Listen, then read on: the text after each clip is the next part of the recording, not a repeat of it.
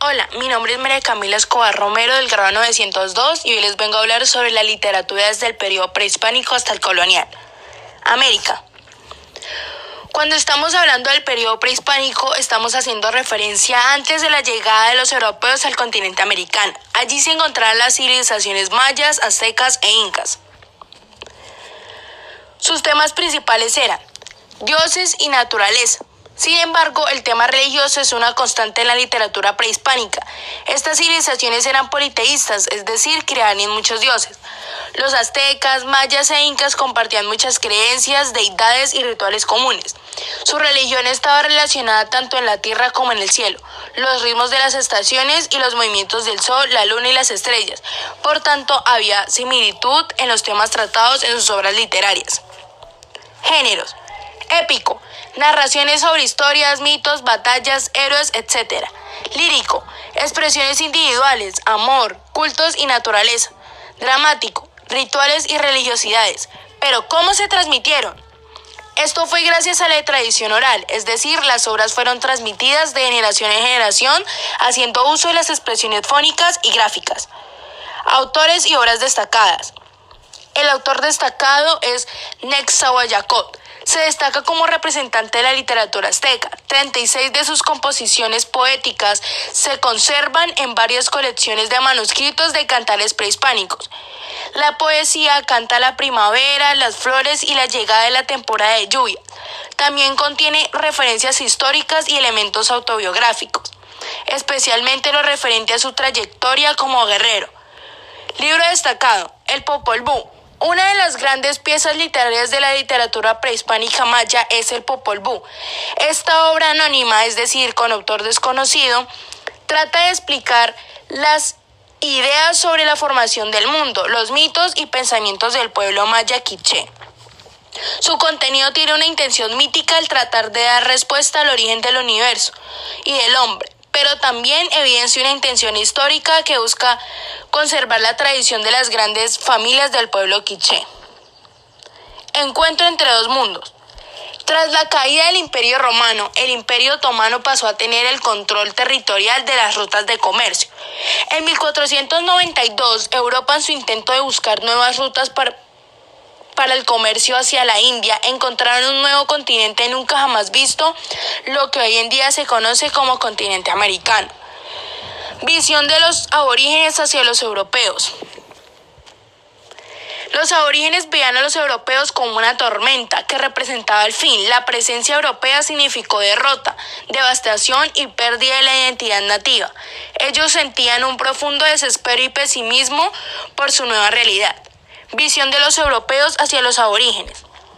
Pensaron que estaban en el Edén, porque observaron a los aborígenes como seres fantásticos debido a su plumaje y a la perfección de sus cuerpos. Además, la naturaleza del lugar era demasiado perfecta, el mar claro y abundante fauna y flora, algo que para ellos era demasiado diferente en comparación con el continente europeo.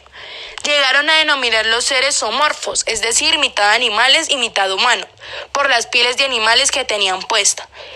El nuevo continente era para Colón el paraíso. Los nativos eran representados de Adán y Eva. Periodo hispánico.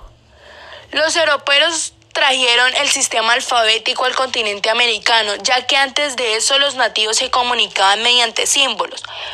Pero ya con esto aprendieron a leer y escribir. Es decir, que la tradición oral pasa a ser escrita por cronistas, que son los frailes y religiosos sacerdotes. Tipos de literatura. Popular. Está compuesta por aquellas obras que no tienen un autor en concreto, sino que pertenecen a un pueblo. Nobles. La nobleza tenía poder político y privilegios que solo se podía conseguir por nacimiento. Entonces la literatura de nobles era una corteza oficial. Literatura escrita. Las crónicas eran historias y relatos, que se conocen dos. Crónicas de la India. Fueron escritas por los aborígenes para todo público cuando aprendieron a leer y a escribir, que allí empezaron a contar todas las historias con una nueva verdad. Crónicas con contenido alterado real, escrita por misioneros y militares, más conocidos como intelectuales europeos, para el público europeo por medio de las cartas y crónicas, ya que las personas europeas que desde América estaban escribiendo para enviar hacia Europa solo redactaban lo que les convenía. Cartas escritas por los colonos con el objetivo de informar todo lo sucedido en el continente. Periodo colonial.